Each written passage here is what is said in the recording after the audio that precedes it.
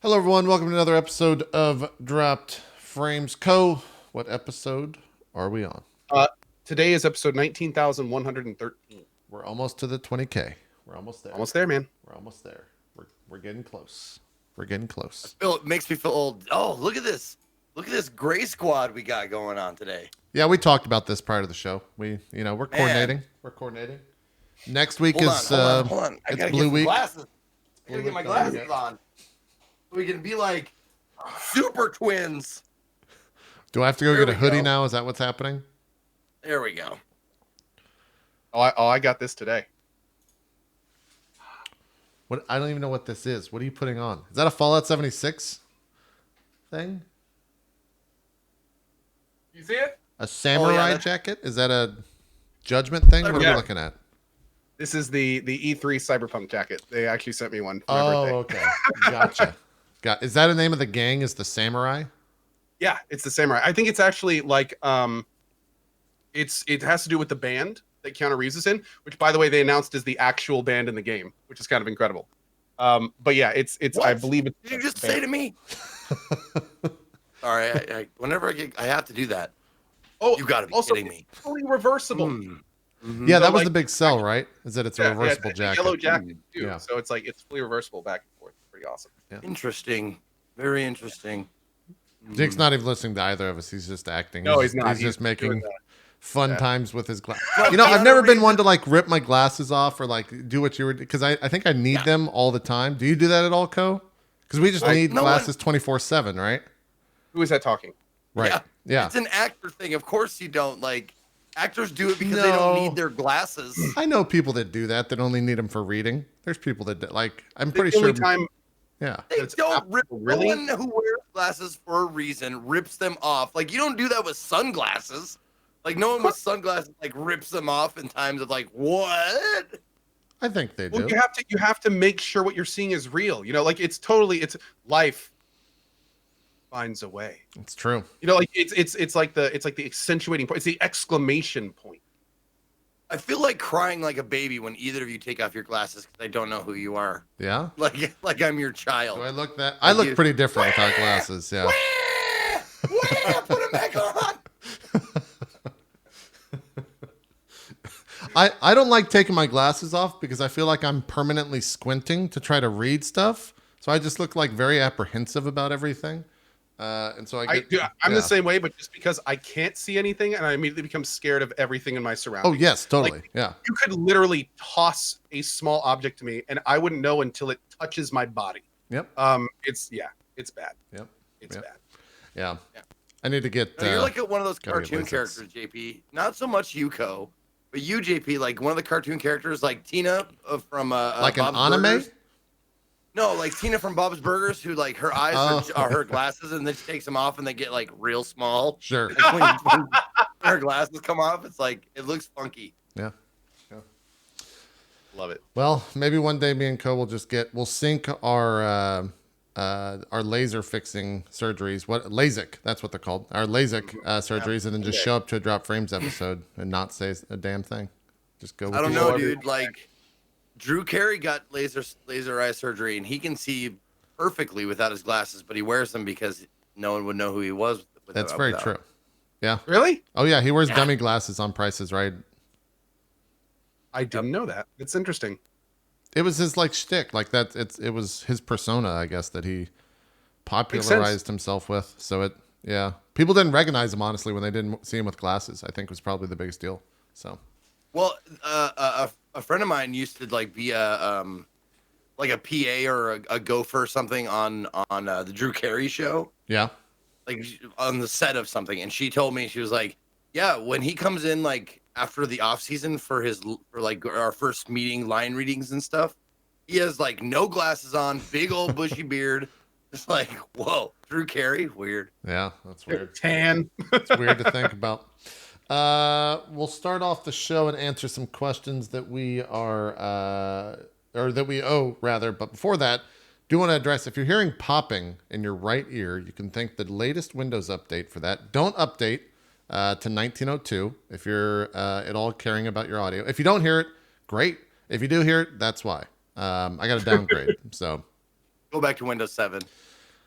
I wish I could. I honestly, there's a lot of hardware that like won't work unless you have Windows 10, unfortunately. Yep, True. So Do they still do security updates for 7 also?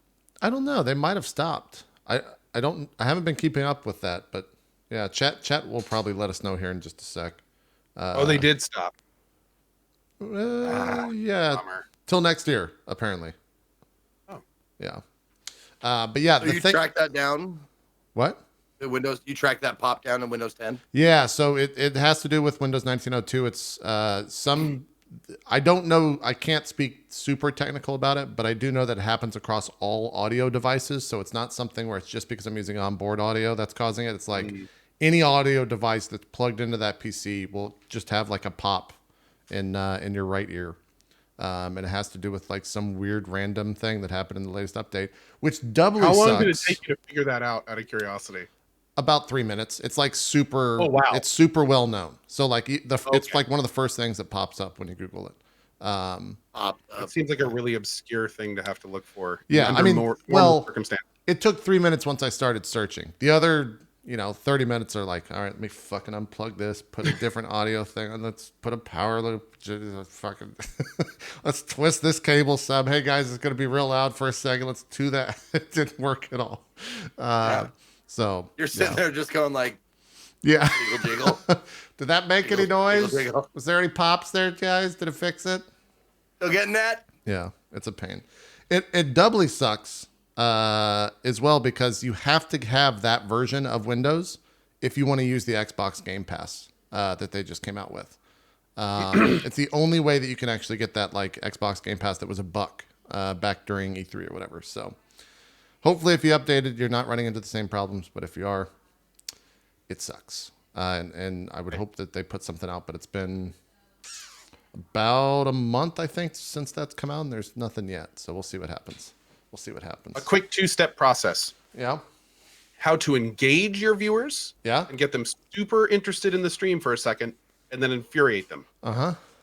Step 1, look directly at the pixel under JP. Step 2, don't touch anything, JP. Okay. All right. We're leaving it there for the entire show. I'm feeling a little light today. I didn't eat that big of a breakfast, so feels pretty good.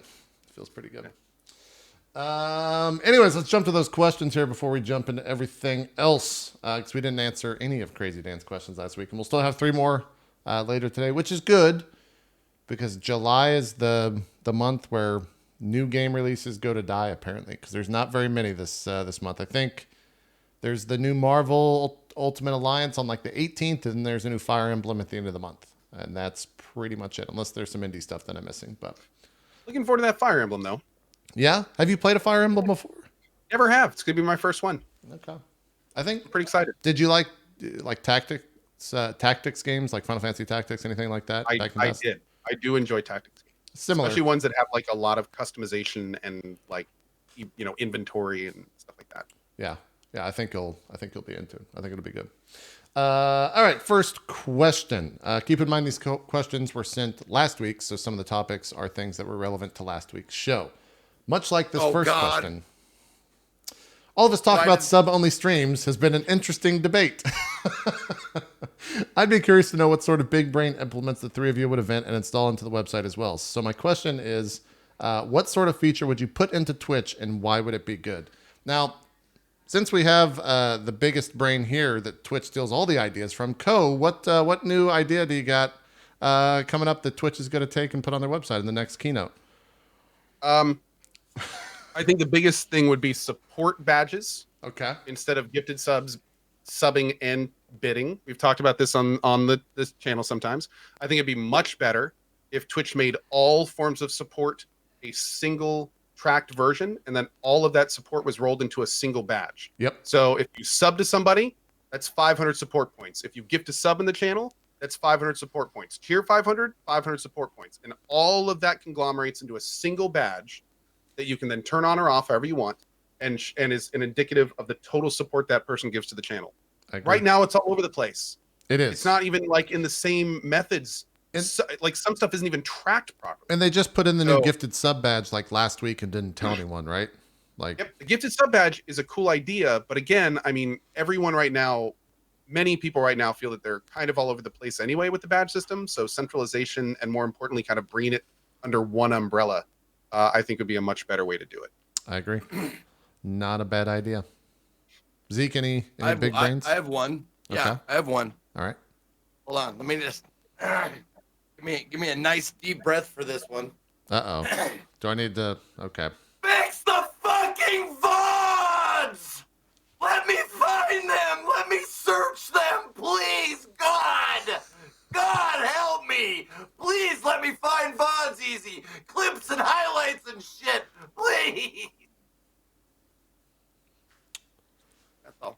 Not a I bad second idea. that. Yeah. Yeah. Pretty much in the exact form that he said it too. Like Yeah. that's one of the reasons that I have a YouTube, is because of how just old and dilapidated and lack of customization we have over the VOD system. Also, while we're at it, dude, it's time for a chat overhaul. Like, come on, man. It's been like 5+ years that we've all been using BTTV and FFZ. Oh, like, yeah. let's hit the ground running. Get a team together. Have them actually make an awesome functioning chat system that works the same on mobile as it does here. Like, that would be huge and extremely, extremely appreciated. Also, another big thing that I think Twitch could really use is get some sort of intra-channel emote system. It is so dumb that many of us have to pay BTTV $15 a month so we can have 25 personal emotes on our system, which then never work on mobile. So it's like, why not have some kind of intra-channel emote system? You know, let people, and then they could plug it directly into the system. So if you were to use an inter-channel emote on another channel, a little message would pop up, hey, this only works on this person's channel. You know, instead of now, which is just like a complete crapshoot. Like, you see other people try to use these BTTV emotes all the time. They don't work properly. It's just a mess. So, I mean, it makes casters happy because they get more emote slots. It would make communities happy because they could use more free emotes in their favorite channels. And it's just good for everyone. And more importantly, they could even put some monetary thing in so we could stop paying BTTV. So yeah, exactly. Yeah. It's not the worst idea. Yeah. How about better viewer?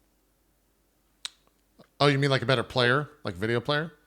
No, I mean like better think viewer, like better people who watch my channel. Yeah. I would like that. Yeah, sure. full viewer upgrade, absolutely. Yeah. All of them fully employed. Maybe some kind of stream where you had to force them to sub to see it. Yeah. Would be in fact pay to follow. I think that if you follow me, that it should cost you $1, because I mean, if I'm going to give you the notification that I'm live, I mean, that's work. That's effort. So Yeah. Somewhere, honestly, if you just go to my page, it should be $0.25, even if you don't watch anything. somewhere in the Twitch HQ, some ad guy's just like, wait a minute. Oh no, I thought I had an idea. I thought something was just coming to me. He thought he had something. I had an idea. Yeah. Wait, no. It's like every other day. I don't have any. Yeah.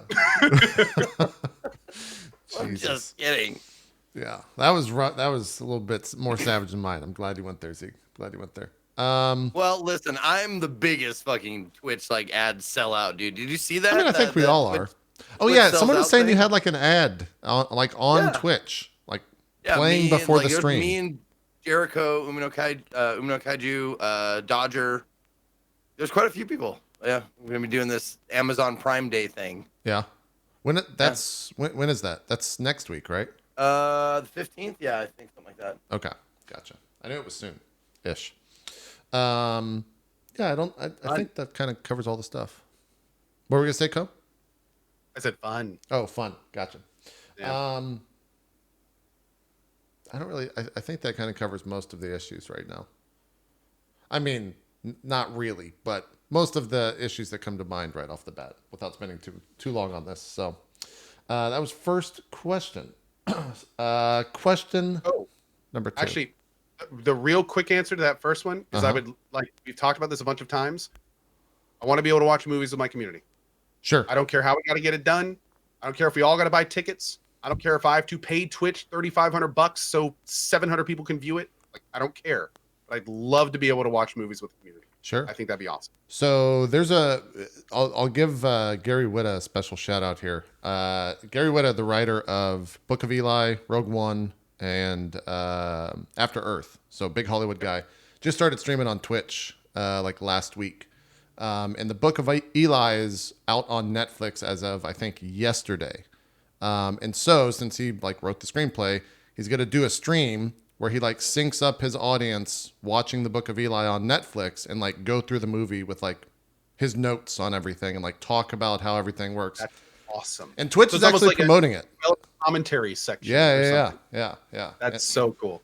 But another Live thing that I'd like to DVD be able to do, commentary. That's cool. Yeah. Twitch hook up with like the people that own the licensing for, let's just say, animes, and then put it in a big portal that I could go to, and I could do it like a shopping cart, and I could take Cowboy Bebop licensing for $3,500, and I could then buy that, and that would let me stream every episode of Cowboy Bebop one time on my channel. So then I could be like, hey, over the next month, every evening, we're gonna watch an episode of Cowboy Bebop together, and it's totally cool because I license them for my channel. Yeah. Be cool. I think a lot of people would use that. I mean, let's be real. I know lots of streamers would throw tons of money at that. That would be a lucrative venture. They would make money off that. Yeah. So like that's just free money if they were to do that right. It really is. It really. I mean, it's easy content too. The IRL streamers will love it. You know, they'll just The last 30 minutes of every day is just watching an episode of anime with you can have an anime year. Go through Cowboy Bebop, Echo Pass, Trigun, Standalone Complex. Last 30 minutes of every cast is just, hey, let's open some beers and watch a show together. That's something I might do. That I might consider doing like a subscriber only viewing of, like to pay for it. Sure. Yeah. Well, Maybe.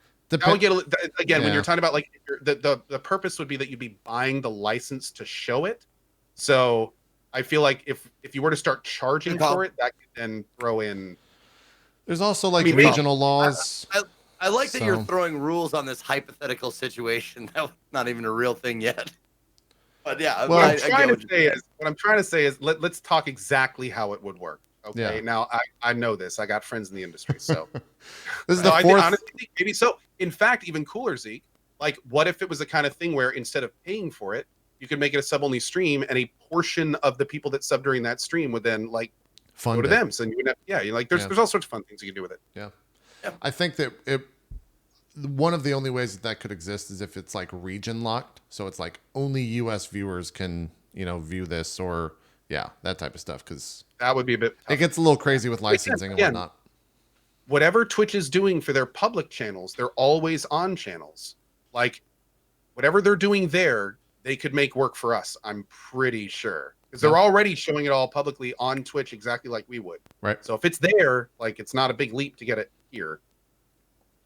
But who knows? Who knows? It's the fourth show in a row where we've mentioned that, so we're just going to will it into existence. Look, TwitchCon's in September. All right, that's 2 months or so that you guys can work on it. Really 3 because it's towards the end. So make it happen.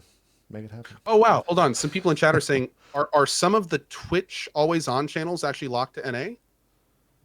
I wouldn't be surprised. I didn't know that. Yeah.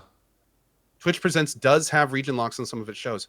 Oh wow! Look at that! A wall of yeses in chat. Yeah, that makes That's sense. a bummer. I didn't realize that. That would make things more difficult. I never saw that coming, chat. Yep. That sucks. You never Well, see it. yeah, we'd have to figure it out. Yeah. Only there were 3 letters that could bypass this somehow. Yeah, I know. That would be a nice service if you could We'll have to just look into it. Yeah, might have to look into that. Second question from Crazy Dan.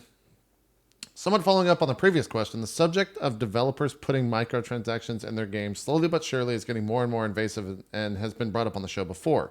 I know Twitch is a business, and if sub-only streams make good traction, what do you think would be the odds of Twitch one day taking things a step further and having the website itself require a subscription?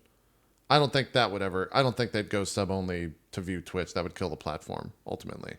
I think that already exists in the sense that you can subscribe to streams. Like I view a like subscription to a stream the same way I view like a subscription to Netflix. Ultimately, it's granted Netflix obviously has a lot more content than most Twitch streams, I should say, but it's still practically the same. It's 5 months for whatever you want to get from that streamer, whatever that streamer decides you get for that $5. I don't think they'd ever put the entire site though behind a sub-all. That would kill the platform, in my opinion. That would not only kill the platform, but that would be opening the door for the next Twitch. That would basically be saying like, okay, somebody else is taking the crown of free to watch streaming. And that's a big crown. Like at that point, Mixer or YouTube would probably take off if they were to try it. Yeah. Which is weird just saying that. Oh yeah. It's I mean, it's the same reason why Pornhub has never charged you to go to their website. I mean, Yeah. they make their money, tons of money in other ways. Mm-hmm. Same with Twitch. It's like give them free content and then optional pay stuff, and then sell ads. Yep. Another important thing to mention is the streaming platform is kind of unique in the term of, if you're not constantly getting an influx of new viewers, you are going through natural attrition. Like if that's unfortunately what I hate to say, kills most medium streamers that I've seen over my last 5 years in this platform, where they get to a point where they hit a great game or a really popular one, or they have a few successes and they get up into those mid hundreds, and then they don't get another one of those big successes for months to years. And you will watch these streamers go from 500 to 400 to 300 to 200 to 100 to posting the video about how they're having to get a real job. And I've seen that happen over and over and over again. And anytime you put any type of barrier in, be it sub-only chat, sub-only viewing, anything like that, you are directly influencing that attrition variable. So the only way I could see something like what Dan is saying work is if maybe Twitch did some kind of like, and God, this sounds terrible just saying it, but like premium content where you would pay like a Twitch Turbo S subscription that would then give you a small amount of like top streamers to watch.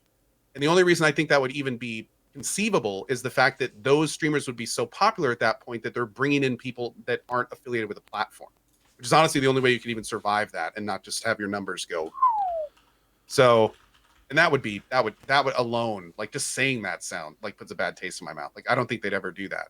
Yeah. That would go against everything Twitch is by saying like, here's the haves and you can have the have-nots for free. Totally. So honestly, I don't think anything like that would be on Twitch. I think Twitch is one of Twitch's biggest problems right now is the fact that the audience at large that views Twitch streams considers everything to be free and that all content should be free. And so flipping that switch and saying, nope, all content is paid is just a way that it's just bad.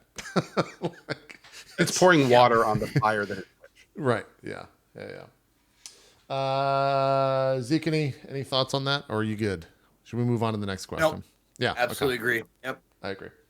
The final question, at least from last week that we missed, due to the stream summer sale being upon us, could each of you name a favorite 2018 or older game that is absolutely worth picking up before it is over?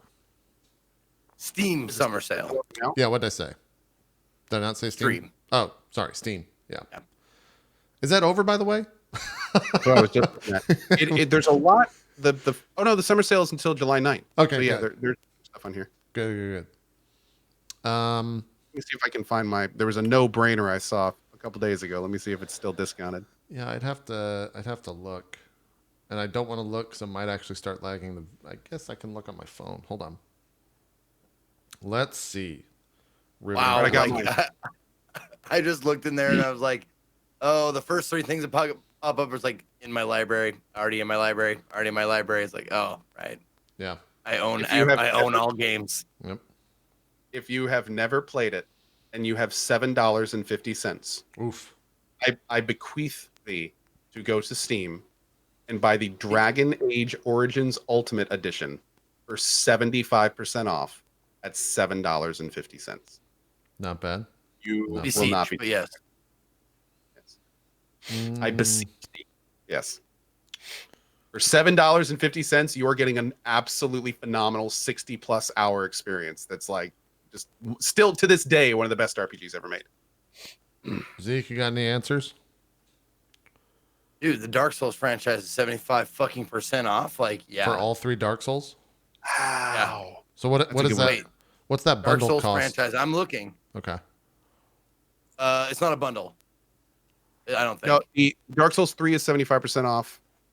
The 3's they're also charging like season passes and stuff though. That might add up. Dark Souls 3, 75% off. Dark Souls 2, 75% off. Scholar of the First Sin. Dark Souls 2, Scholar of the First Sin, which is all the DLC and stuff, is $9.99 rather than $40. Hmm.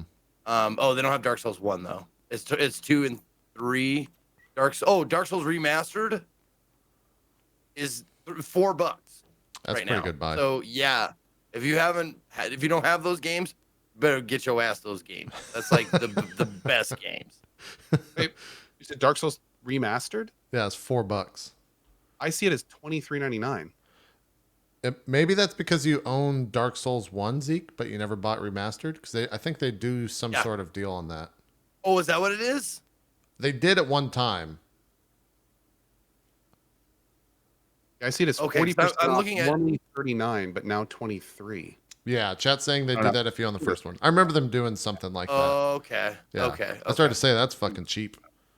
Well, Hey. everything I'm looking at is in my library already. Right. Like everything on the Dark Souls franchise like sale page is already like I already own all of it. Yeah. Honorable mention, the Witcher 3 Game of the Year edition, so with all the expansions, it's $15. Yeah, I saw that too. That's 200 hours for the right person. Yep. For $15. Work out that math and see how much you're paying an hour. Pretty good. I mean, there's a lot of stuff. You know, the greatest game of all time, Friday the 13th, the game is $4 if you really want to grab that and run around with Jason stalking. Oh, we're still playing that? Jack LaFear actually brings Maybe. up a good one. I had to buy this just a few weeks ago because I'm doing my Borderlands franchise playthrough. But the Big Handsome Jack collection is 95% off. So you normally get it for like $100-something, and right now it's like $5. Jesus, you get all 2 games plus all you DLC? get everything for Borderlands 2 and pre-sequel. It does not include 1. I did find that out. So if you want Borderlands 1, 2, and pre-sequel, then it's you have to buy one. You want the Game of the Year Enhanced Edition. There's a Game of the Year and a Game of the Year Enhanced. You want the Enhanced, and then you get the Handsome Jack collection. You're caught up for 3 at that point. Yeah.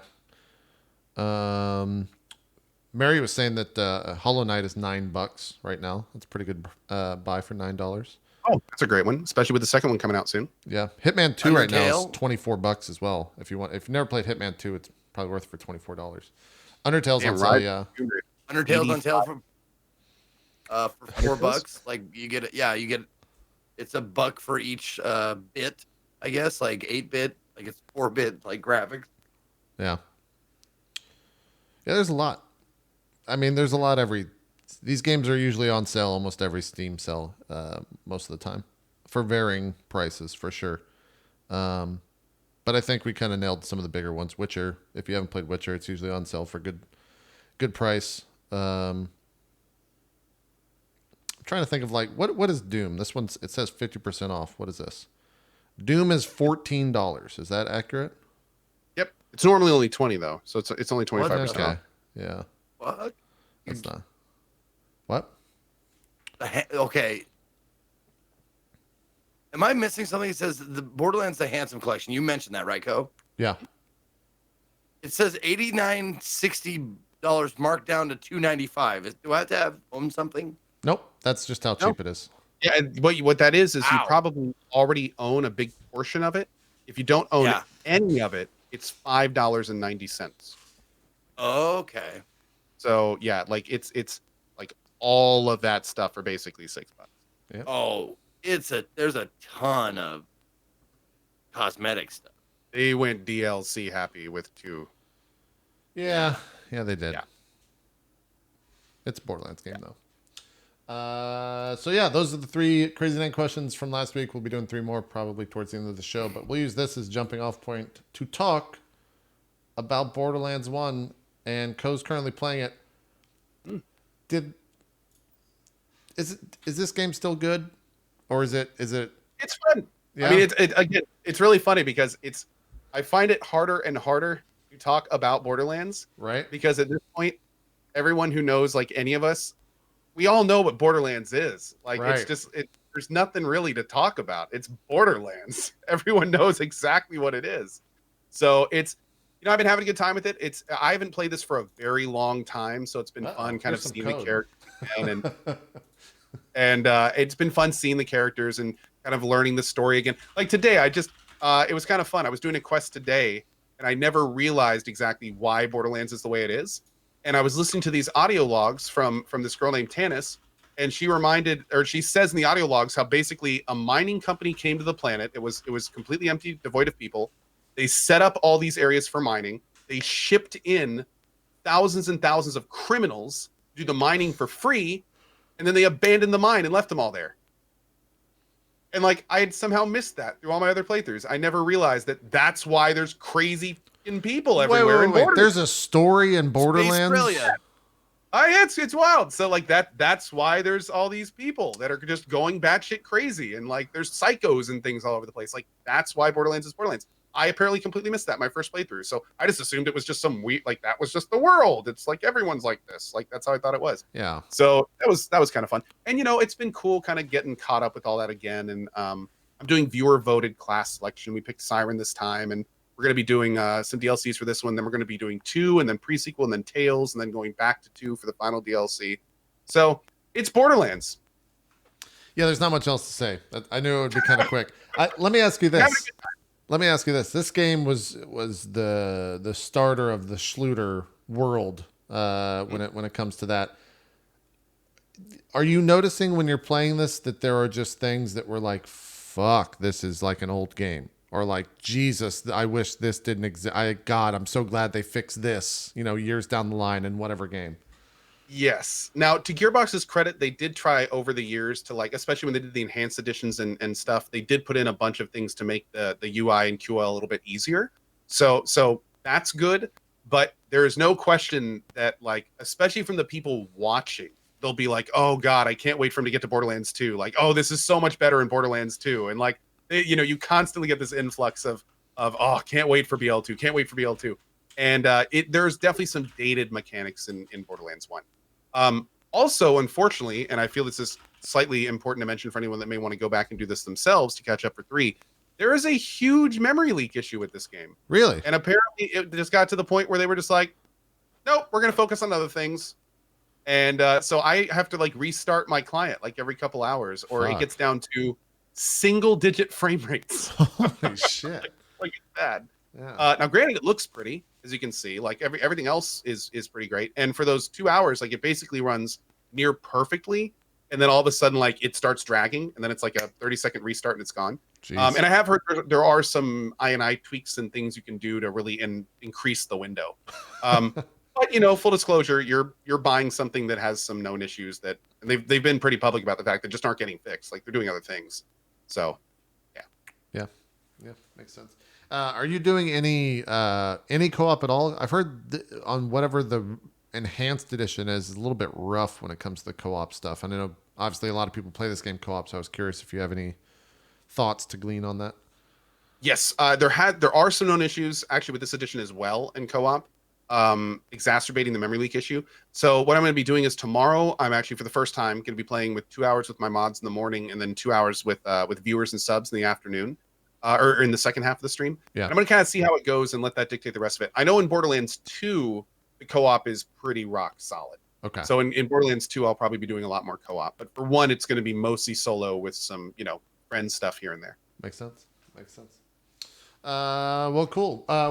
Did you play Tales from the Borderlands? You have played that before, yeah? Okay. Mm-hmm. The day it came out, I did a full run pretty much. Yeah, I started to say that's one I'm definitely looking forward to if you've never played it. But if you have, you know what to expect. The best soundtrack in the entirety of Borderlands. I'm really looking forward to Tales again. It's been a long time. That's good. What else? What about Judgment? Have either of you finished that? Are you getting close to finish it? Is it just too big of a game? You're close? Okay. I know who the mole is. Uh-oh. Zeke's eyes shifted the second you said that. Yeah, we are on. I think there's 13 chapters, and I'm on like 12. This game is, dude. Judgment is so good. Like I thought the game was great up until like chapter 8, and then it was like 9, 10, 11, 12. Like it goes from great to really great. Like it's I'm loving it. I am loving it. You were pretty meh about it last time. Yeah, I would say your opinion of the game's definitely improved since last week. Yes, yeah. I was having fun last time. It was good last time, but the last like 4 to 5 main chapters have kicked it from good to great, in my opinion. Pretty heavily. Lots of twists and turns. Great unknowns. Some excellent scenes. Like some of those, I definitely in the last 4 chapters we have gotten multiple of those Ryu Gagotoku scenes that you know from Yakuza games. Those kind of iconic, like it leaves you going, oh god, that was a good scene. Like there's a lot more of those in the second half of the game. I'm back into drone racing. This is honestly one of my favorite racing things that I've ever done in any game. I was just gonna say, man, this looks way cooler than I thought it was gonna. Because when when you control the drone for like missions and shit, it's clunky and it's fucking like, yeah, it's a little shitty. But if this looks actually pretty goddamn fun, dude. It's awesome. I have done drone racing like 7 or 8 Grand Prix now, and each of them are 4 to 5 races. And you go through Kamurocho like super fast. There's boosts everywhere. You go forwards and backwards through the levels. There's like interior building sections. I mean, it's great. I love the drone racing. Absolutely. I'm gonna have to give it a shot because this looks pretty cool. This is the first game that has made me feel similarly to an old game called Pod Racer. It was this game that came out right after episode 1 for the N64. I remember. Yeah. This game, like when you're hitting the boost and you're going, please show another. This is like my worst run I've ever done. Oh, how did you find it? God, you're just awful. I mean, you talk so much about this minigame, but Jesus, you're just, I mean, there's walls, Code. You're not supposed to run into them. I raced in this game like I've probably done it 50 plus times, and there's 2 races that I have killed my drone on. And I'm pretty sure that was one of them. But do you have to rebuy it then, or no, not at all. It just means you're out of the race from that point forward. Gotcha. Yeah. Okay. But no, it's awesome, dude. It's the controls are great. It's super intuitive. The music is good. They got like these kind of techno bangers that go on in the background if you listen in, and it's just awesome. I've been having so much fun with it. I'll have to give this a look because this looks fucking fun as fuck. Yeah. This looks. It looks like to me, and I know you're not, because this is the PC version, right? Hmm? This No, looks PS4. Oh, It's not on PC. Oh, it's only PS4 only. There's not like a control this with the motion control bullshit, is there? Because that's what this looks like. The left stick is turn left, turn right, go forward, go backward, and then the right stick is raise up, raise down. So you're constantly adjusting with both thumbs as you go everywhere. Yeah. It's a very it takes a race or two to get it kind of to wrap your head around it, and then it becomes completely intuitive. Looks like you're doing this. Well, I'm doing that because I actually do this. Oh, you're into it? Okay. Oh yeah, dude. I will. You're a leaner. Drone. Oh, absolutely. Yeah. There you go. You see a little shoulder action down there. Yeah. Yeah. It actually that heavy dad lean. Yeah. No, there's a specific type of racing game players where they lean into it actually performs a little bit better when you lean into it. It's like racing stripes on a car. It goes faster. Everyone knows that. That's just how it is. So yep. Yeah. Got that first time when I played Mario with my dad, and he was just like, yeah. Right? He's like, why won't this guy go over that pipe? On maybe like the Wii U, that might have made your character jump, or the normal. Wasn't there a jump mechanic on one of the Wiis where if you did that with the controller? Mario Kart.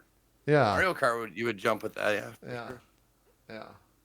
It's been a man. I thought this was gonna be more like pocket racing, but this looks like it is way more fun. Pocket racing fully involved.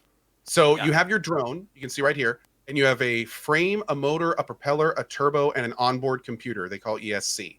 And then each of those has different stats that it plays into your drone. And your frame determines how many points you can get of each. And then it ties into a lot of other games. So like later on in the game, there's this. What chapter are you on, Z? I just hit chapter 6. We'll talk about it next show. Okay. But anyway, I actually wanted to bring that up because I played through I think I got up to chapter 4 before last week when we talked about it. And I was like, I played through the first 3 chapters and I was like, yeah, all right. And then last broadcast, I think I got from chapter 4 to chapter 6. And it started ramping up, like the story started ramping up, like the meat of the story. Like the if you have ever watched what's the one with Harrison Ford, the one-armed man? Like it wasn't me, it was the one-armed man. The Fugitive? Yeah, the Fugitive. Yeah. Yeah. Like it had like definitely had vibes like that. Like the actual main like thing, main like underpinning of the story started to flesh itself out, and I was like, oh shit, this goes deep. Okay. And it's really starting to like get super interesting now. Yeah. And here's what's crazy, Zeke. You are at the very bottom of Everest at this point. Yeah. Like you just went up that first little path. And like Yeah. the next chapters, especially like right around 8 and 9, is when things start really kind of like, oh shit, hold on. Like here we go. So yeah. And then when it gets to where I'm on I think 12 or 13 right now. Like all the cards are on the table and everyone's just looking at each other, waiting to see who's gonna make the first move. It's tense, Yeah. it's fun, it's engaging. And by the way, can I just give a shout out to everyone in chat who, when Zeke said the one-armed man thing, said The Mask, which is actually Jim Carrey making fun of the fugitive in The Mask. So Yeah. partial points, but good guess.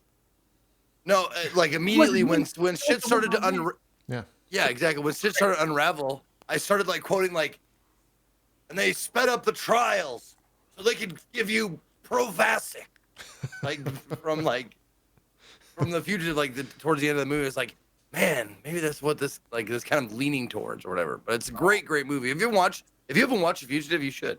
It's been a I couple don't know, years. early 90s. Yeah, I need to watch But that. Like It's been that's a a long great time. movie. I know it's not normally your thing, but I would personally love and request that if you could do your best to focus on the main mission of this week, I would love to talk to you about it.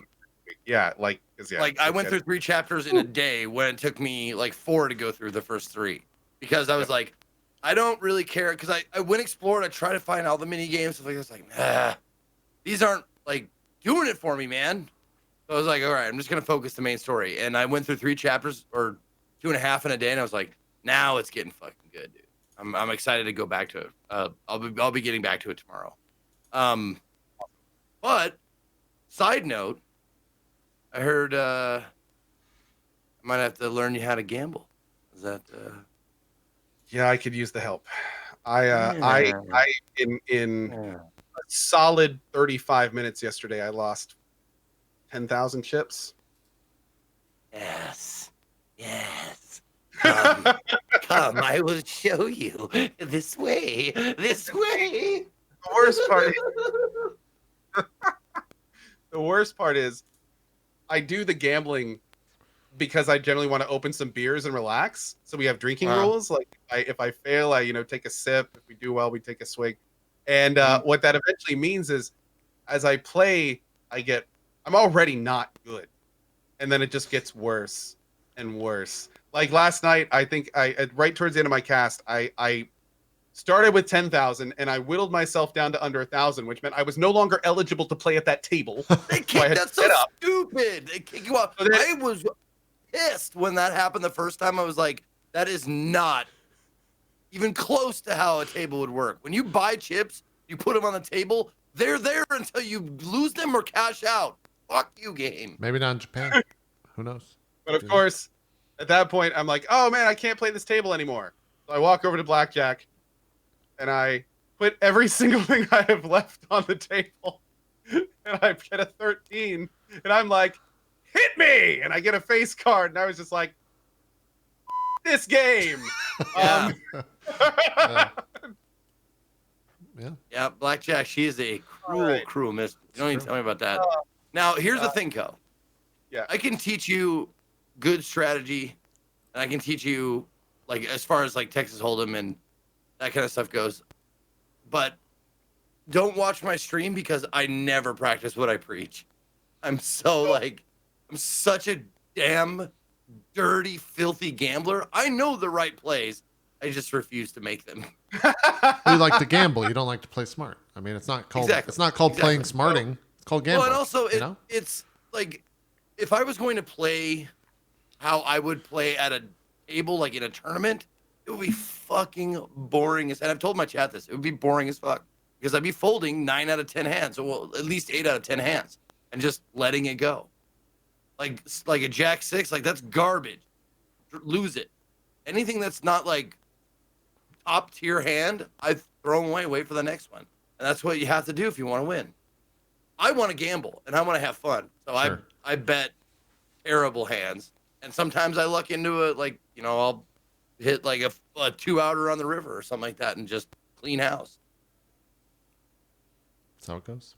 So what we should do, Zeke, is this Friday, I'm gonna need you around 3:30, and we can co-stream, and we can just pull up my stream, and I'll get you in Skype, and you can teach me the ways of gambling and see if we can come out At positive. this point, you should And just go on a real table. Really drunk the whole time, most likely. I want to, yeah, dude. I want to do that at TwitchCon. I would love to have like, just like a little like 2-table tournament, maybe 3-table tournament of like streamers. Everybody buys in for like 500. Half goes to charity, half goes to the winners, stuff like that. I think that would be a fucking fun time. Can you gamble in San Diego? And fucking stream it. I think it'd be great. Is I would do that in a heartbeat. Is gambling legal in San Diego? Or wait, where it's in San Diego, right? Yeah. Can you gamble there? Well, even if it's not, how about all of it goes to charity then? That's probably the only way it could happen. Yeah. Yeah, and dude, I'd be totally down with that. It'd be great. Yeah. Yeah. Oh, there's a bunch of casinos there apparently. So guess it wouldn't matter. Just go there. Yeah. Well, cool. You guys just talked about mini games when you talked about Judgment and not really the story. Is that kind of Well, it's hard to talk about it. Sure. Yeah. It was hard finding clips to show as well. Well, and if I were to talk about the main story where I am, like, dude, basically all of the content of the last 2 chapters I've done have been spoilers. And that speaks very highly to the game because like there literally is this portion where it's just like all these questions start getting answered. Like the first half of this chapter is like question 1 answered, question 2 answered, question 3. Okay, chapter end, beginning of next chapter. Question 4, question 5. Oh, that's the mole. Question 6, question 7. And it's just like, you get like overwhelmed. I get it. With all of this like good story and good scenes. And yeah, it's pretty cool. Also, now that I've gotten towards the end of this game, I got to say something. Uh-oh. Judgment is not only one of the best non-native English games in English I have ever played. It is arguably, yes, it is arguably one of the best voice-acted games I've played, period, in English. Like, it is, there are characters in Judgment that are phenomenally well done. Greg Chun, Yagami, he does a fantastic job as Yagami. Steve Bloom is in there. Crispin Freeman is in there. Like, there is so much. Makoto from Persona 5. Oh man. Morgana from Persona 5. Like, tons of Persona 5 voice actors in there. Like, it is Matt Mercer is in there. It is a top tier list of talent, and I am extremely glad that we ended up playing it dubbed because it's phenomenal. It's really, really well done. There's some emotional scenes that happen in later chapters where it's just like like holy shit. Yeah. You give them the Shia. No, like I'm think like it's really cool because a lot of times, you know, these companies really just kind of make the dub an afterthought. Like, they don't really put a lot of faith into it. They don't put a lot of work into it. And Ria has just completely shown that, like, not only is this what they're going to do, but they're going to do it right. Yeah. And yeah, it's awesome. It's really well done. I wouldn't be surprised that's just where a lot of the budget went, right? Like, how many voice acted languages are in this game? Is it Japanese, English? Do they have like any European? Oh, how much localization? I'm not sure. I think there was a small list when I started, at least 4 or 5, if I'm not mistaken. Yeah. Of dubs? Really? That shit's expensive, man. I didn't know that. Yeah. It's a lot of money. Well, there's a reason why this is the first time they've done like dubbed, like, for one of their studio's game. Yeah. They did it right, man. And they even have they've knocked it out, didn't they? Like, lots of big names.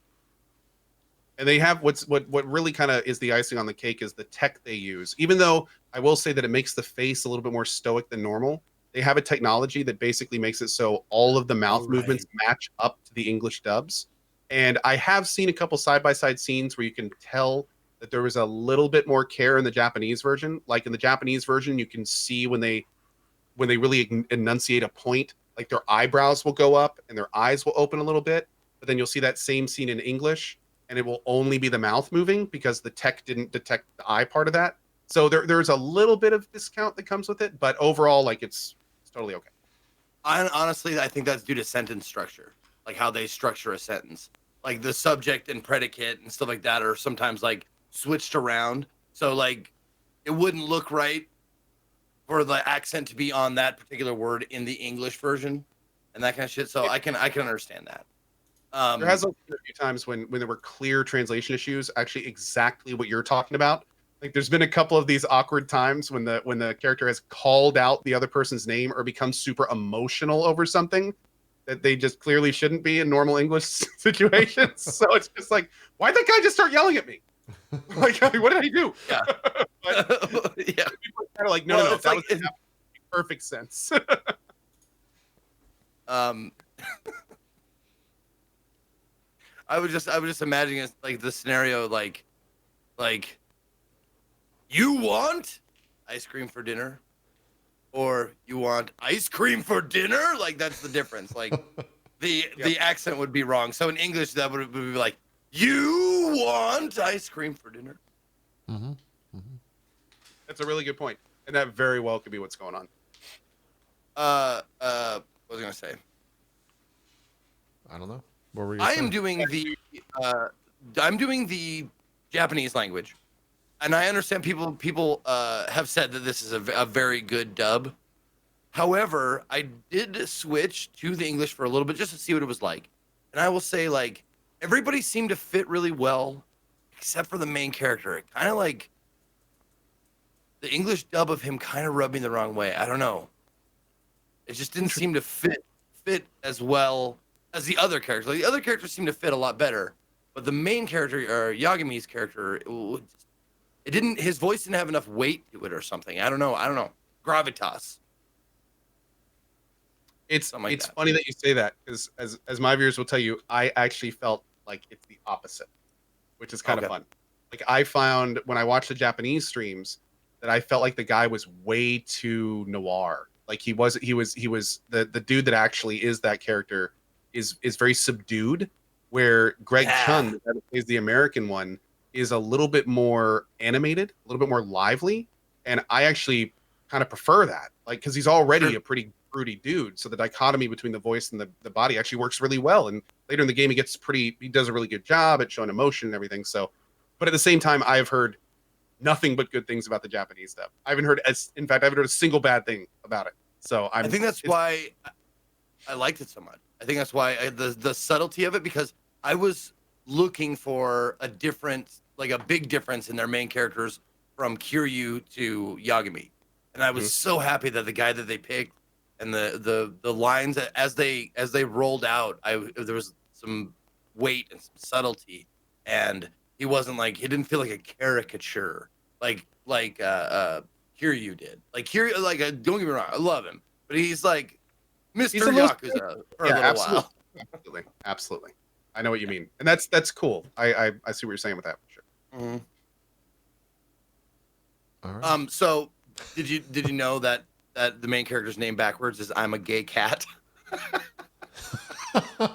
His name is Tak, T-A-K, Yagami. Backwards is I'm a gay cat. Great. That was pretty funny. Just a little tidbit for you. Fantastic. And with that, next game. That's Judgment, everyone. We'll probably do like a story spoiler segment when Zeke and Go both finish that game, so they can talk about it at length. Because otherwise, like, I can only show mini games, and they can only talk about mini games in depth. Because I don't want to spoil it for people that are potentially playing it visually, and they don't want to spoil it for people by talking about it. So we'll probably do. Yeah, I would love to talk about the last half of Judgment with Zeke at some point. Yeah. How many hours have you put into it, Co? Would you say? Over 30. 30? Okay. I think when I was getting off yesterday, I think it was right under 33 or so. And there's a lot of stuff I still need to do. Like I've barely touched side missions. Apparently, like I thought I'm moving through the main story. Apparently, there's this entire girlfriend mechanic, and you can have like up to 4 girlfriends that you can juggle. And apparently, like I just kept playing through the main game, thinking that it was going to unlock eventually. And then people in chat were like, no, dude, there's lots of things like that you have to unlock in side quests. Like what they've done in Judgment is instead of making it all like right in front of your face, like it is in the Yakuza franchise, they've hidden a lot of this stuff behind side questing. So I'm starting to put a list together of like side quests you need to do up new mechanics or new things to do, or in some cases, new places in town. So yeah, it's wild. They apparently wanted to add a lot more weight to side questing, and this is their way of doing that.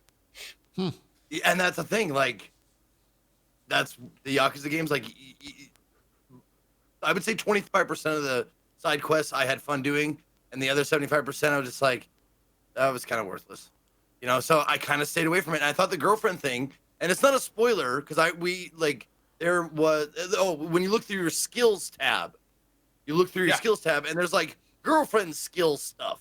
So I was like, oh, you get a girlfriend later in the game. Texting your girl, when taking her on a date, when chatting with her, like all these different things you can do. And it's like, I bought all of that for you. Yeah. Oh, jeez. So they kind of spoil that for you, like, you know, just by having that shit in your phone, like on your skills thing. But so I knew that was coming, but I thought it was going to be main story stuff. I did not think it was going to be side stuff. Now I'm going to go like actually purposefully looking for that shit because that's gotta be awesome, right? I mean, it's gotta be fantastic. There's an extra 10 hours for Zeke. Yeah, I've heard it's pretty great. So yeah, we're gonna have to see what we can do. Cool. All right, we will revisit. Do they call it the side piece side quest? Jesus. Jesus. I'm sure they don't. I'm sure that's not real. You're right, Dad. They don't. Son, I don't think that's. I don't believe that's. I don't think so, Tim. Yeah, we'll go with the home improvement. Oh God, this is the second week in a row where Home Improvement has entered my mind. I might have to watch it all over again. Did someone say cocaine or something? Yeah, man, fucking Tim Allen. Poor Tim. Have you guys seen the box set for that? It's in the shape of a house. It's really good. It's like a metal man.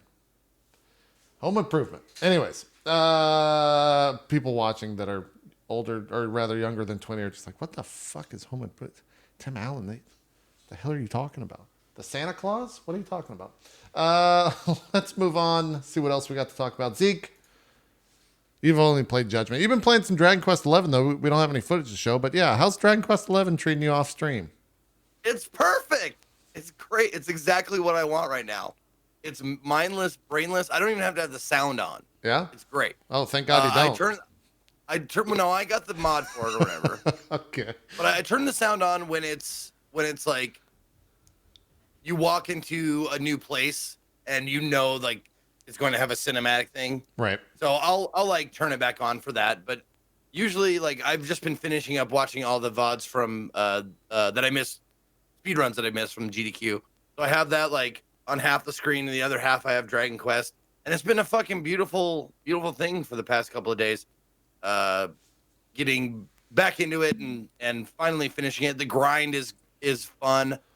I enjoy like it has so many things to waste your time in a way that is just entertaining enough to like sort of pay attention to, but you can mostly like just forget about what you're doing. Where are you at in the game story wise? If you can allude, it's kind of hard to spoil that game because it's. I just did the big turnover, the big turnaround.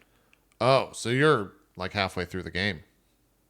Yeah, you know what I'm talking about, right? Oh yeah. Where like you have to gather up all your people again. Yeah, you're like halfway through the game. Yeah, there's okay. So much. I did that. It's like 100-hour game, if I recall correct. Well, maybe not that long. It felt like 100 hours because how much content there was. How long did I play that for? Maybe 60 hours? I don't know. Many moons, JP. It was a long game. I got more than that. I think I'm past 100 already because of all the. You played this game 100 hours offline? He played a good portion online too. I probably played like maybe 20 hours online, then I guess 80 offline, but a lot of that is just like leaving it on.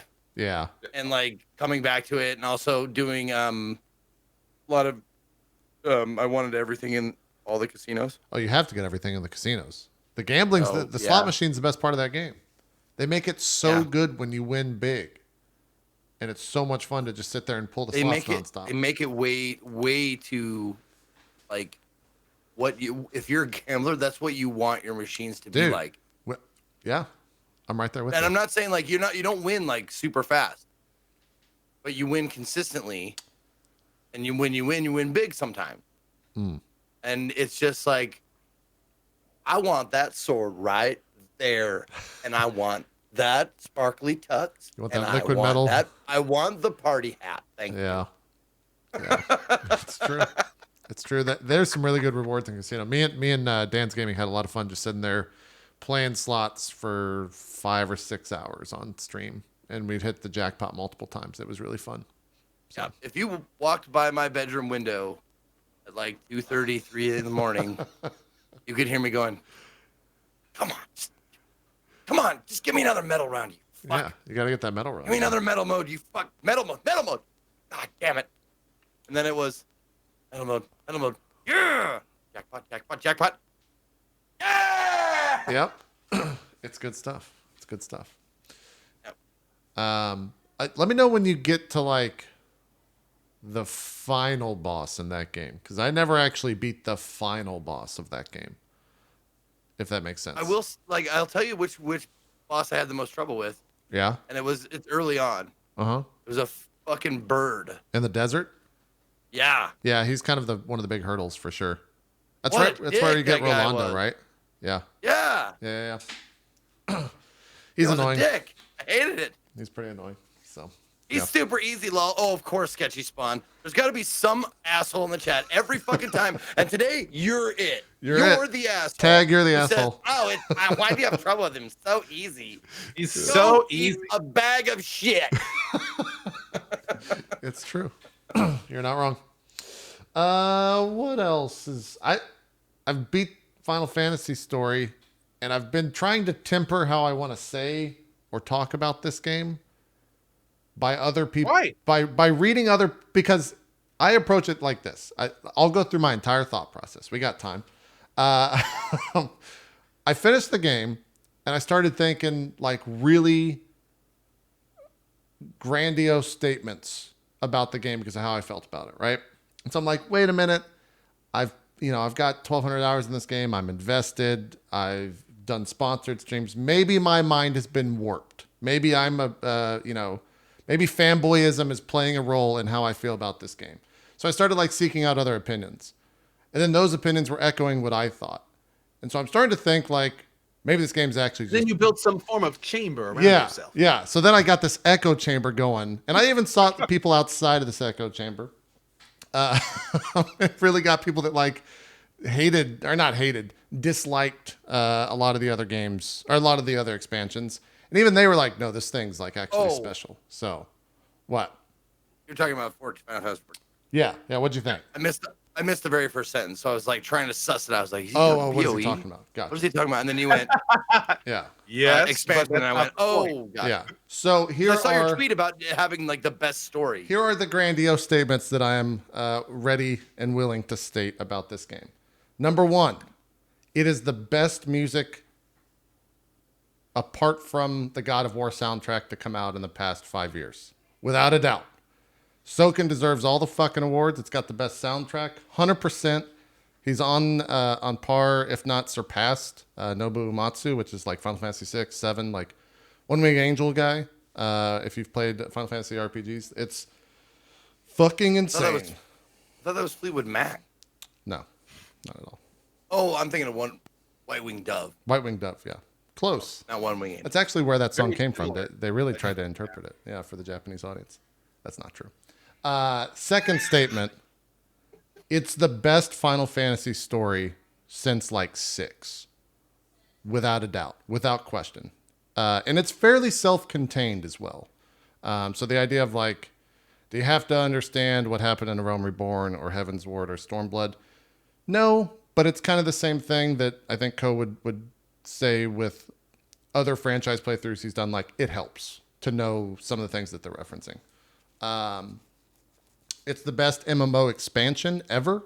I will go out on a limb and say that. It beats all of WoW's expansions tenfold not tenfold. It beats them. Granted, it's hard to compare those because they're such different games and they're from such different eras. And then last but not least, it has the best dungeon I have ever played in a game. specifically MMOs, but in a game. Like the final dungeon of the story is right in line with like any other Final Fantasy final dungeon in terms of like how grandiose it is. And I kind of want to hold up my hand and say spoiler stuff because I know you guys will probably never ever see it, but chat might see it, so I'm just gonna probably stop. But all that said, like it is a fucking hell of an expansion. It took me. I was a little slow because I was reading. Like I read every single line of text out loud. That's how much I was enjoying it. That probably speaks volumes for people that have watched the show for a long time. I fucking read the text out loud on stream for 50 hours. Like it was a lot. And a good portion of that is voice acted. Like it's probably like 40, 60 voice acted, not voice acted. But yeah, it's a hell of a thing. I don't want to show anything on stream because it's also like a very depressing story. I would say it's dark. The expansion's called Shadowbringers, but yeah, hell of a thing. It's fucking hell of a thing. I don't. Interesting. I've sold it to people in the sense of like, hey, if you like single player RPGs, like JRPGs, you should play this game, and just disregard the fact that it's an MMO because the story's like that good. And you can play through it without ever really seeing people except for 3 instances, which you have to group with 7 other people. They put in a trust system so you can group the normal dungeons with NPCs, and they go at your pace. So it's not like you're trying to keep up. It's if you walk forward, the NPCs walk forward, and like they'll tank the mob and like they'll do all the mechanics so you can follow them around, and they'll res you and like they'll use the limit breaks and all that shit. So it's pretty good. It's pretty good. And it's yeah. It's weird that I'm saying all this about an MMO. What? Do they add levels to this or not? Yeah, there's 10 new levels. 70 to 80 is now the cap. Man, when I'm done with Dragon Quest, I'll be looking for something. I'll say this. And I still got a level 70 character last time I checked. Careful, Zeke. Zeke, if you do that, you have to get through Stormblood's story for 4.x through 4.56. So you got about 20 hours of gameplay, unless you buy a story skip, which is not bad gameplay. I'm just saying before you get to Shadowbringers, you have to play through the rest of Stormblood. No, I wouldn't get a story skip. Yeah, and it's all preamble stuff for that as well. I didn't know there was stuff that I had missed. Yeah, they put out new story stuff every 3 months. They put out a big patch like every 3 months for the game, which adds like new dungeons, new trials, and all that shit. Okay. So. Okay. Well, I might need a coach or something to help me like you got the FC, figure out what my rotation is now, because I'm sure it's changed a lot. We had like last time I played. We had like 350 people on in the FC during the launch at pretty much all times. So they're definitely willing to help. The other thing that was crazy about it, we talked about like, oh God, I hope the servers stay up, and we talked about the issues that they've had in launch past. 0 issues except for a 30-minute period on Friday when they got DDoSed. And they were out there saying like, hey, we're getting DDoSed right now. We're going to try to fix this. They fixed it. It's been fine. Like the big servers have long queues, but if you're on a big server, you kind of expect, hey, this is going to be a queue to get in the game. The server that I play on had like a 20-person queue at prime time. I think like Gilgamesh had like a 1,500-person queue. I don't know how long that takes to get through. I know that all the servers at one point, I think, were maxed, so people couldn't create characters because there's so many people playing. But that got fixed like very, very quickly. It wasn't a problem for more than like 5 minutes. So it's crazy, especially with like what World of Warcraft is doing. With 8.2, and I heard like the expansion is, or sorry, the patch for WoW 8.2 that came out last Tuesday is like not that great. It's really cool as someone who's like always promoted Final Fantasy 14 and loved it over WoW in recent years to see it doing that well compared to like Blizzard throwing their best at it, so to speak. The other thing, Zeke, I will say, don't stream it. It's doing absolutely abysmal on Twitch. At peak, we were at like... I wouldn't stream it. Yeah, we were like 14,000 people in the game directory. I was top of it and barely surpassed 2K at like prime time. Damn. Yeah. I mean, isn't there a lot of stuff to still see? Yes, but it's all story. Like it's so story focused that people don't want to watch because they'll get spoiled. So And then the other option is you kind of do what Mr. Happy does, where he doesn't show any spoil at all, and just kind of does like the main fights and stuff like that. And so there's streams for that, but for whatever reason, like they just don't like the Final Fantasy 14 community just doesn't give a fuck about Twitch, which is fine because the game's doing it's one of those few games where I shouldn't say one of those few. It's one of those games on Twitch where the audience numbers on Twitch is not a direct correlation to how the game is doing, which is unique. Not indicative. Yeah. Yeah. So yeah, let me know if you jump in. It's a hell of a fucking story. I'd love to, but apparently Reginald booted me from the fucking SC, dude. Like You did get you're inactive. I guess I got patched out. You did get booted. Yeah. I did. Fuck that, man. Fuck you. Fuck you. Fuck your whole FC. I'm gonna start a new one, and it's just gonna be called Fuck JP's FC. Well, it's not my FC. It's Strippin's. Strippin doesn't even play the game, Zeke, and he's still in the FC. So really, you should take it up with him. Oh, what? You should really take it up with so Strippin. He gets special priorities because he's all and beautiful in English. Waladi fucking da. What else is new? Just hit him up. Let him know. So I was just noticing. Side note, like completely off topic, but okay. But I mean, that's all I got to say on Final Fantasy. So go ahead. If you look at us, like the lineup of drop frames, it's like before, starting with JP, before, after, and then way after. In what sense? Like, just in general sense? Like aging. Oh. I get yeah. Maybe. Like, as it goes down the line, it just gets, like, then it lands on me and just like, he stopped caring, didn't he?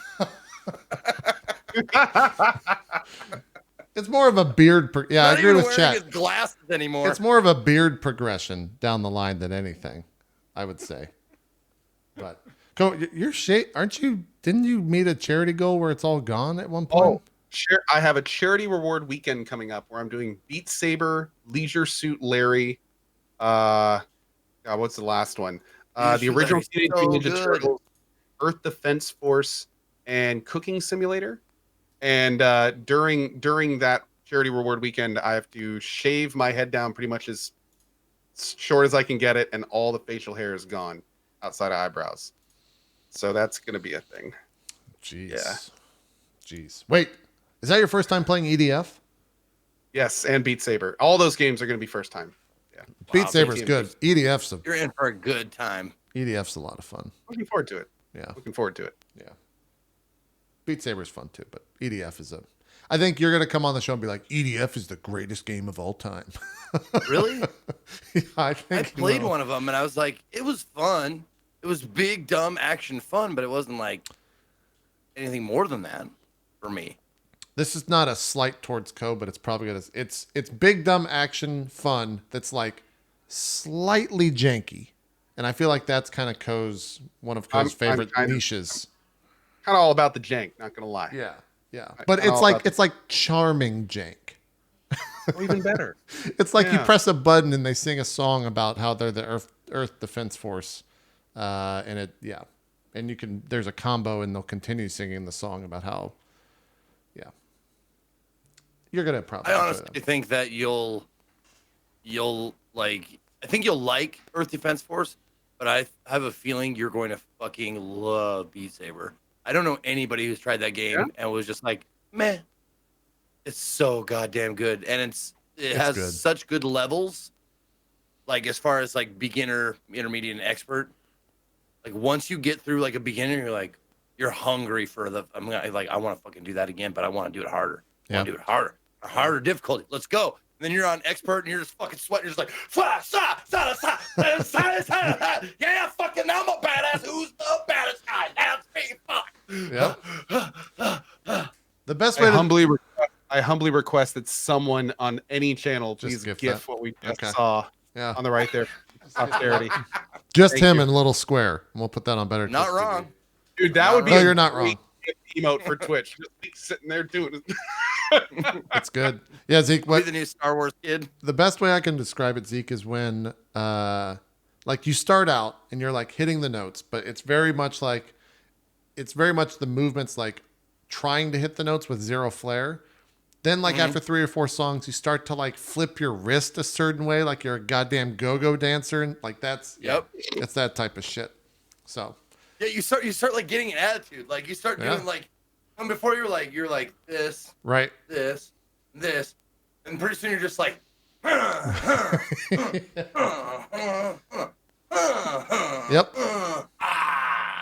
and then holding it, and then back into it, like fucking that's great. It's good stuff. It's good stuff. It's a good game. This is gonna be fun. I'm excited to watch you play both that and EDF. Let's talk You about have Rhythm Co. He used to be a curiosity. DJ. Don't you have to Do I have have rhythm? That's not playing an instrument though. I used Okay, to well, play I'm video. not getting into that argument. I got rhythm. Yes. No, listen. There's a difference between being able to hear the beat, and being able to like act on the beat. Because I can act on the beat, I can speak on rhythm, but when I try to play like cello and like drums and shit, like I fucking couldn't do it. Like I would speed up and slow down. I couldn't keep like a good tempo. But I can with certain things. Okay. Like I see what you're mechanically, saying. not as much. Like Beat Saber is easy because you can see when the beat is on. You know, it keeps the beat for you. Right. But if I have to like create the beat myself, like I can't keep like a solid good tempo. Gotcha. Okay. I see what you're saying. Saying. When is that stream happening, by the way? Co, is that? No date yet. But Okay. Probably will be late July, early August from the looks of it. Cool. Let's talk about this. You mentioned it briefly because we didn't have much time last week. The Sinking City. How is this? Yeah. Game? Also, let me know if I'm in spoiler territory with video because I don't know. Sort of. This whole game's kind of spoiler territory. Yeah. Sinking City was a good premise with some pretty decent execution on one side and not very good execution on others. So things that did well. The story was relatively interesting from beginning to end. The voice acting was pretty good. The city was like, when you went through the city for the first time or got the locations for the first time, a lot of them were really kind of spooky and eerie and interesting, and I had a good time looking through that. But unfortunately, there's some pretty major issues with the game that also cause some pretty major issues. Like there's what? some really bad pop-in. And like something that really bothered me is whenever you're like looking down a street and then you turn and look the other way and then you look back, there could be an entirely new set of people in entirely new positions. So like there's this weird thing where when you're running around, like if you just like move the camera quickly left and right really far, like everything in front of you will reset. And it's strange. I can't think it's intended. But it always was kind of strange. The combat is super wonky. Gunplay feels very, very bad and loose. All that stuff kind of in general didn't feel good. Also, there's no real important loot. There's only crafting loot, so you can get like resources and stuff, which really kind of cuts down on the kind of going everywhere and doing all the fun stuff because it is an open world game. You can actually go anywhere in the city at the very beginning if you want to. It's not, Which is really cool because there's all sorts of little optional areas to go and explore, but you kind of quickly learn that there's not really much of a reason to do it, which is kind of unfortunate. Because it's not like you're going to find like special loot or new weapons or new gear, like all that you get through the main story. So overall, like I enjoyed it and it was fun. And honestly, it's probably the best Lovecraftian investigation game out there. But there's not a lot of great investigation Lovecraftian games out there. Yeah. So it's kind of like, being king of the landfill kind of thing. But in that regard, it was a fun game. I had a good time with it. Not really a game I can recommend for $60. Which is the current price, unfortunately. I would say this would be a potential recommend at $30 for Lovecraftian fans, and even then, that could be a little generous considering some of the development on some of the mechanics. But when it does work, it works well, and there were more than a couple scenes that I found were like pretty iconic to the Sinking City, and I did have fun playing it from beginning to end. So, how long did you say it was? I think it took me about 15-ish hours. Let me check. Oh wait, it's on Epic. I can't check. Never mind. You'd have to look at my YouTube. I think it took me between like 15 and 18 hours. I want to say maybe someone from my chat could help me out with that. But maybe like around 20 towards the end. Maybe I'm not counting the last day of the stream, but Huh. yeah, like I think between 17 and 20 hours. How much, like, we're watching the stream here. What is the gameplay? Like, are you just walking around The collecting? game, and actually you're about to see some of the important stuff here. It's a little spoilery, but again, I think everyone who's really going to play it probably already has in that regard. But the main game is you basically play an investigator, and there are some really cool mechanics. So you go into a scene, and the first thing you do is you have to find all the evidence. So you have to look around methodically, you have to find what people were doing, you have to kind of figure out the situation. And then once you found all the evidence, it generally goes into a flow situation where there's like these orbs and you walk over them and each one shows like a scene of something happening. And then you have to order the flow. Like this happened, then this happened, then this happened. And then that will generally like play out what happened to that location. So you're basically playing kind of like a supernatural investigator. You are a Navy diver and you were on this dive where you essentially potentially saw something you shouldn't have, as Lovecraftian people will tell you. And then by seeing something you shouldn't have, you gained these weird visions and weird powers that then he has in this game, like the ability to kind of see into past situations if he discerns enough information and things like that. Right there, you can see that blue. You walk into this thing, and then you see those blue orbs, and those will show specific scenes. And then once you've uncovered all the orbs, you have to go back through the orbs and order them properly. And that's how you complete an area. And then that gives usually like a little bit of a hint on where to go next and things like that. One thing that I will say is really cool about the game is there's almost no waypoints. What the game does is it gives you, hey, I think it's around this street, between this street and that street. And then you have to open up the map and find the street in the location. And then you have to find the two other streets, and then you put your own waypoint. And like the game has a system to do that. So you're constantly kind of discerning where things are and kind of placing your waypoints. It sounds cool, but then you realize that that's what it is every single time. The roads it's between, and then you pop down the waypoint. So unfortunately, it started as, oh, cool, I'm gonna have to like find my own waypoints, to, oh, they just made me do busy work. Yeah. Like it was a little bit different. I was hoping that would be a little bit deeper.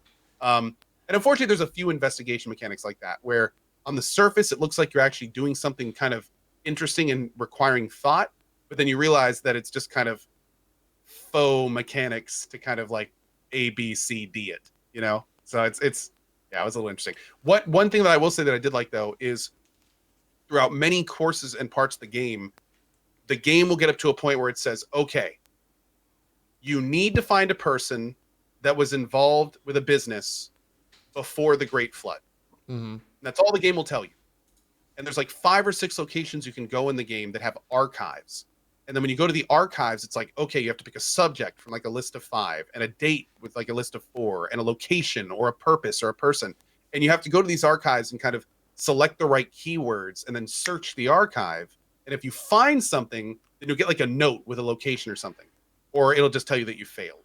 And that's kind of fun because there's like a newspaper or a town hall, a hospital. There's like all these different locations. And sometimes the hints are kind of vague, so that you kind of do have to do some guesswork. And that's probably the most investigative the game ever becomes is with these little archive finding things. But yeah, I mean, it was fun. It was kind of a little bit more hand-holdy than I was hoping, but it was still a good time. Yeah, and it gets really weird. Yeah, like I mean, if you're a Lovecraftian fan, it gets weird. We're getting some weird shit right like there's an entire race of person that has a syndrome that basically makes them look like this weird deep sea creature, but they're still people, and like they're a type of person in this town. So like it just gets it's weird. Huh? Okay. All right. Cthulhu Fatagan, friends. Yeah. He waits for you. He waits for you. That's how they get you. That's how they get you. Is that what other platforms is that on? Is that PC only or is it on everything? It's $60 game. That's surprising for me to hear. Wonder if it's on like multi-plat or what. I do not know. Huh. Okay. Let's see if chat chimes in on that. Was there anything else that either of you have been playing recently, or is that it? We talked Judgment, talked Seeking City, did Final Fantasy 14, did a little Dragon Quest. We'll spend more than. Did we already talk the Air Billions code? Did we mention that last week? We might have, but TLDR more. Billions. It's more there, Like billions. Yeah. basically, I thought it was going to be like a campaign mode with a story and stuff, and like cinematics and dialogue and characters. Yeah. It's really not that at all. The They Oh. Are Billions campaign mode is essentially structured survival mode Ah. Okay. with two extra types of modes to play. One of them being like you put down units with points and you're constantly invaded by zombies, and another is you have like one or a small few amount of characters and you have to move through a map. But on top of it, it really is just it's They Are Billions survival mode, except there's a giant tech tree and you kind of slowly move through it. I will say the tech tree is amazing. The tech tree is really well done. There's tons of directions you can take it. Like that part is pretty cool. And they did add some new mechanics for the actual game itself, and a new difficulty called Apocalyptic. But to be honest, like, although it's a great attempt, and you got to give the devs credit for what they've done, I was definitely expecting something a little bit different. I thought we were going to get like a zombie survival story with Sure. with real characters and like actual dialogue and things happening. I thought we were going to have like a thing, but instead there's basically just one guy. He yells at you every so often, and then there's a map with missions on it, and you just like click on the missions to move through the map from left to right. And when you get to the right, you're done. Ah. Yeah, so it's not quite what I was expecting. Okay. But yeah. Still, I think here's the thing. I think They Are Billions fans are probably pretty enjoying it. Like it's just more of the game, which is really, really fun anyway. Sure. And so I mean, but it's all about the gameplay. This is all about the gameplay. If you didn't like They Are Billions survival mode, I don't think the campaign is gonna tip you over. Okay. Is the difficulty still there? Because I Oh, absolutely. Yeah, In okay. fact, because to me that game was just hard. It wasn't God. like Brew. Admiral Brew. Just Yeah. finished the last mission on Apocalyptic, and he spent.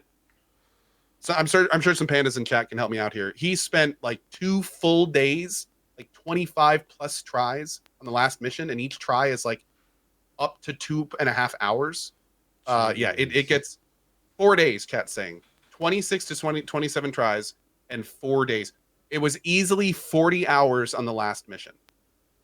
There you Now, go. And now Richard Hammer is playing the last mission on essentially the same difficulty. He's playing 800, and Baru just beat it on 900. So he's still playing on an insanely difficult difficulty, and he's having a lot of problems with it too. So I mean, Dan it's is doing that too, right? I think Who? Dan's playing it. Yeah. I don't know. Is he doing is 800% the I hardest have no difficulty? idea.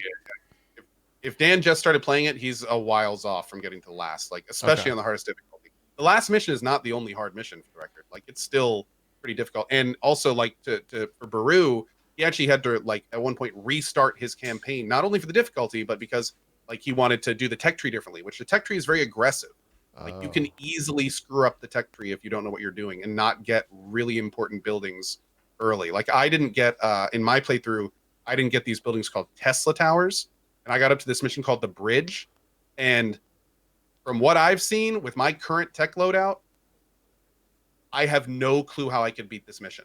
But I've seen the exact same mission with Tesla towers, and it's like you're playing a different game. It's like you're playing a completely different game. So yeah, it's a thing. So if I were to play, like if I were to really dive into the Are Billions again, I'd probably restart the campaign and I'd probably rush Soldier get them as buffed up as I can, and Tesla towers as early as possible, farms as early as possible.